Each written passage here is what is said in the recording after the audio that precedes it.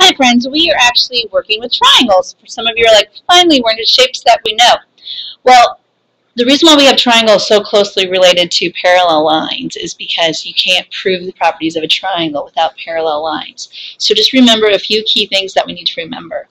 How do we talk about parallel lines and what do we expect to know? If we know we have parallel lines, then we know corresponding angles are congruent. We know alternate interior, or you could say exterior angles, are congruent. We know same side interior angles are, and remember, same side supplementary. And I'm really glad that I'm videotaping this so you can't see my lovely same side shuffle that I do in class. All right, a few things we need to remember is, first of all, what is a triangle? So we know what we're talking about. In a triangle, every one of you have been able to identify this probably since you were about 3 years old, but you've never had the complete formal definition. A triangle is a closed figure formed by 3 non-collinear points and 3 line segments, with each point being an endpoint for 2 of the segments. So basically, not all 3 segments can come from one of those points. And so what's really nice about that, it's very quick to work with. And in fact, naming it's very easy because we use the vertices of the triangle. Now, here's the cool thing. You name them in order, and it doesn't matter with a triangle, you go clockwise or counterclockwise. So with this alone, where we have the vertices A, B, C, we're going to just start with one and then go clockwise or counterclockwise. The notation for a triangle is, not as a surprise, a triangle. So it's very easy for us to get there. So if I start at A, I can go triangle A, B, C. So I go A, clockwise, or I can go triangle A, C, B. So we just flipped it around. And then you can start at B, and you can go the other way. And you name connect the points. So when you say triangle, you play connect the points, you know exactly which points you're working with. So we can have triangle CAB and triangle CBA. CBA, just matching them up.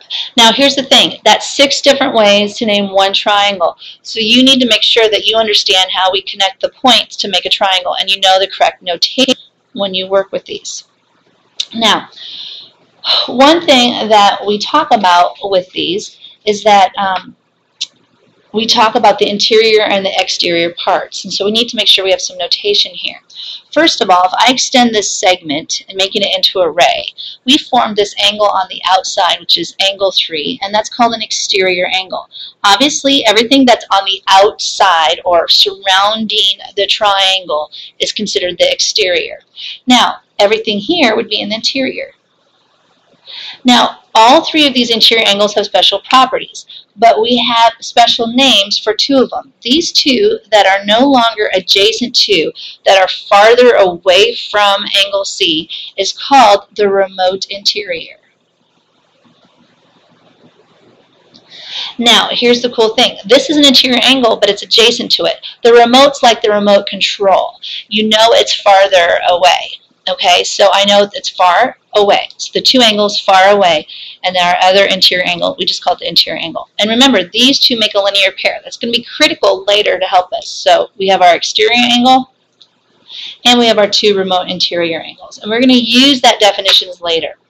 Another thing which many of you already know is that we classify triangles by side length or angles. So it matters what property we're talking about with triangles. But the first one we always classify by angles.